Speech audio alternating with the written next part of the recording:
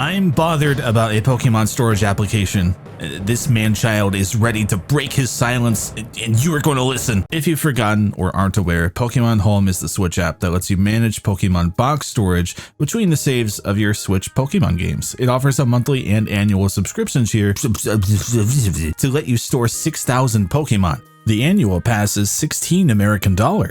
Those are increasingly valuable by the day, as it turns out. There is no game to Pokemon Home. It is entirely for freaks like me who don't value their time. Pokemon Home is on my mind for a few reasons lately, one of which being my very breezy challenge to get a living dex of Pokemon from their original games and then slap them into Home. Again, freak who doesn't value his time. The other being that this month is the 5-year anniversary of this thing existing. In fact, I uploaded this 5 years to the day, February 12th, 2020. In many ways, Pokemon Home is a pretty neat thing. It serves as a kind of holding zone for you to swap Pokemon between to fairly painlessly get them between games.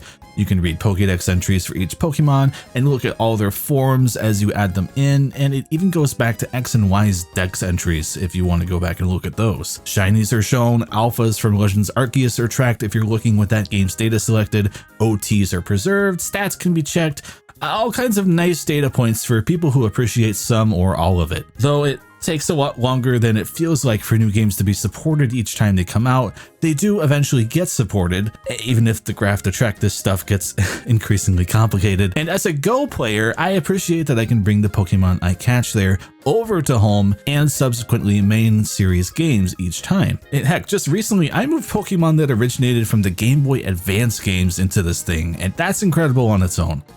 So while there's some good, every time I open this thing, I find myself scratching my head and asking questions, and there aren't answers to these questions. I won't be asking them in the hopes that you can answer me. And I also know that me asking them won't incite change. This is just energy that I need to release somehow. And while I know others have definitely spent more time looking at Home than I have, I'm also fairly comfortable saying I've spent more time on it than most Pokemon players have as well.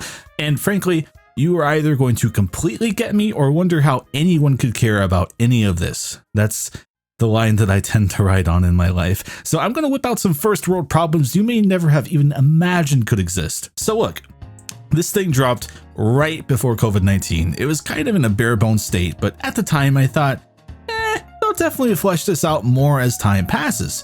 Then lockdowns started happening and I thought, okay, they'll definitely flesh this out once things settled down. And while it could be debated that things never actually settled down, society has certainly normalized since then. So the rope I was granting has reached its end. You see, this is a Switch application, but it's also a smartphone application. Now, luckily, I'm an adult who has a compatible smartphone, so that's sorted for me. I don't have any issues there personally. However, to this day, the phone version of Home has a number of valuable features locked exclusively to it. Again, at first I was like, okay, maybe they figured the phone version was more convenient to use, so they prioritized making it robust first. That made sense. However, 5 years later, and I can still only organize and manage trades through the phone version. There's not even a whiff of trades existing in the Switch version. There's not even the bare minimum, hey, your Wonder trades have completed, go check your phone signal, you know what I mean? I'm sincerely trying to look at my phone less these days, so while I do like the Wonder Trade Roulette, I don't like having to use my phone to do it. I just fundamentally do not understand why it has to be one or the other between devices. Same for searching the global trade system in general. The phone version has voice search functionality, which is cool, but I don't know why the rest of this has to be smartphone only. And this is before getting into Pokemon Home inheriting near decades of GTS issues that isn't necessarily its fault, like the ridiculous trades people demand. Now, for a few years, there have been a flood of Pharaoh Trim Furfrou, and to get that into Pokemon Home, literally the only way is to go visit Egypt and change your Furfrou's form to be that in Pokemon Go.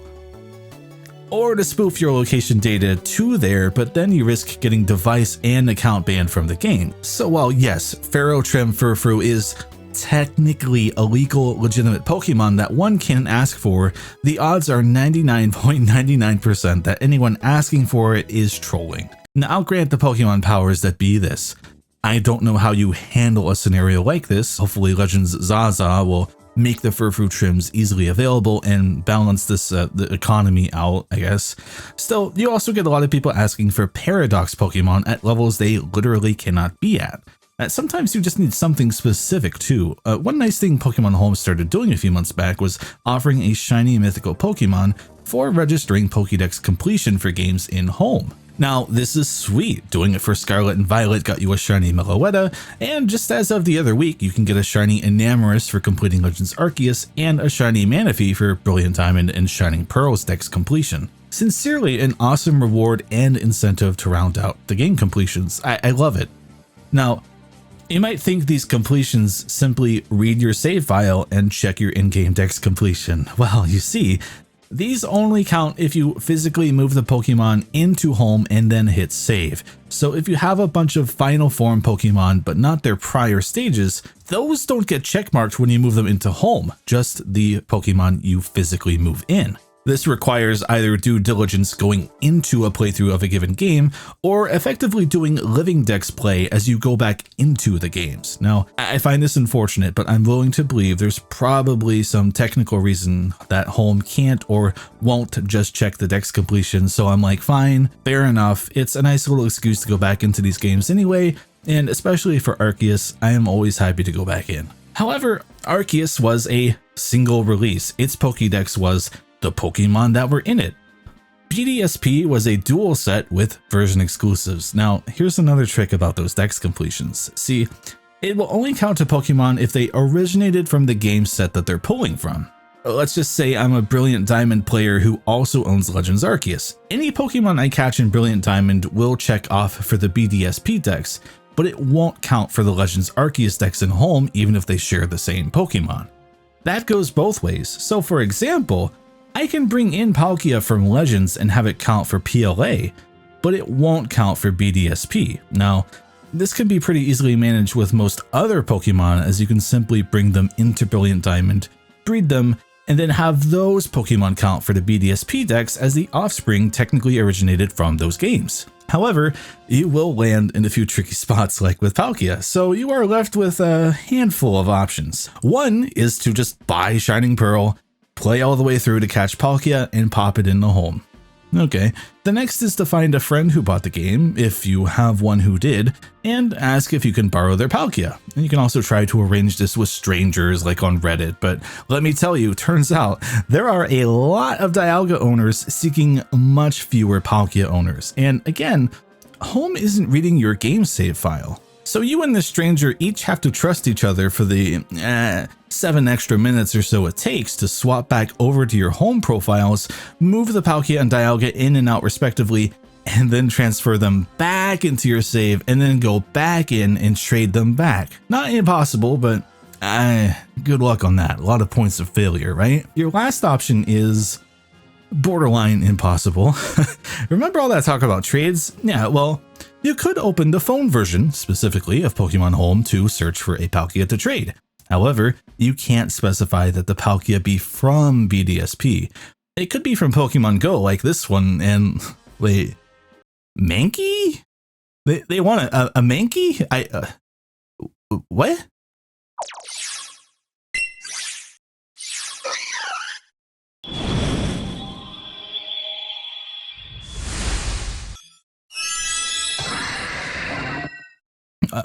Okay, so now I have a Palkia from Pokemon Go. What? Why did... Back to the point. This can't count for my BDSP Dex, so I can keep scrolling through the set amount they show me, but most people are trading for one-off legendaries that I and most people don't want to part with, or, again, Pharaoh Trim Furfrou. Also, and this is where I get the people who leave a comment before watching the whole video, you'll notice that the requested Furfrou are all at level 91 to 100. Level 50 is the highest they can get in Go. And right now, there's no game to transfer them to where you can level them up past 50. That's a detail I hid from you. So even if you spoof your account to Egypt, did a Pharaoh Trim, and then move that Furfrou into Go without getting account banned, or just physically travel to Egypt, you still couldn't trade for this anyway. So again, a literally impossible Pokemon until Maybe Legends Zaza. Now, probably, but maybe, right? At least I have another Palkia now. I could maybe keep offering it up for Palkia and hope eventually someone chain trades it to me down the line. I could trust a stranger on Reddit with my BDSP Dialga, and maybe I know a friend who plays Shining Pearl, but wouldn't it be nice if I could just search the GTS by a BDSP Palkia and examine it from there?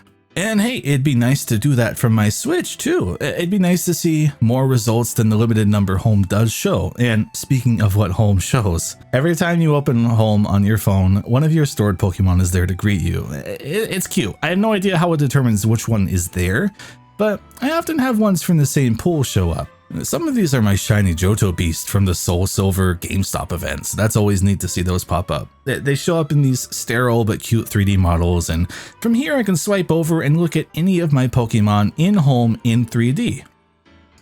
I can also get stuck for an entire minute here trying to figure out what the gender difference is between my Medichams. It turns out it's this Plumbob? Who knew? Now the Switch version of Home.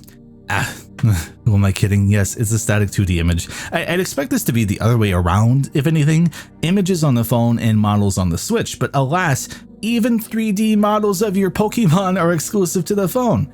Okay, I took a break from the Dex completion talk for your sake, but there's more.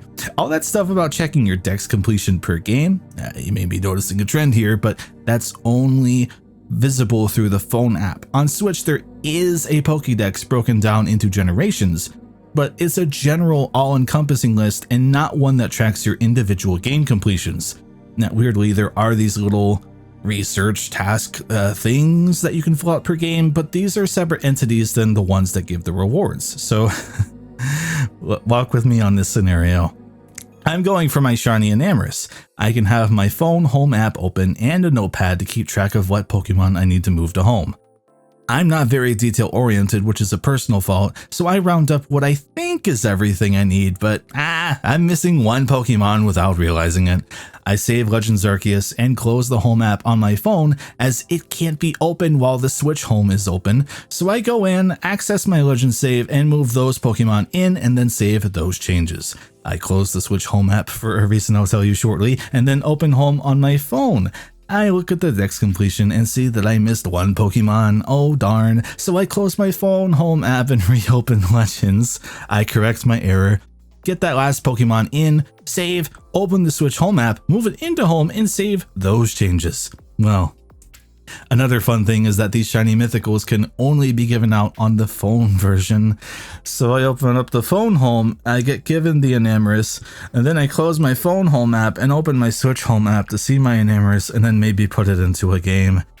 This was exhausting to type out. The tone of my voice will probably confirm that this was exhausting to read aloud. Yes, it was. And if you haven't already clicked off of this video, you're probably really considering what else you could be doing right now instead of this.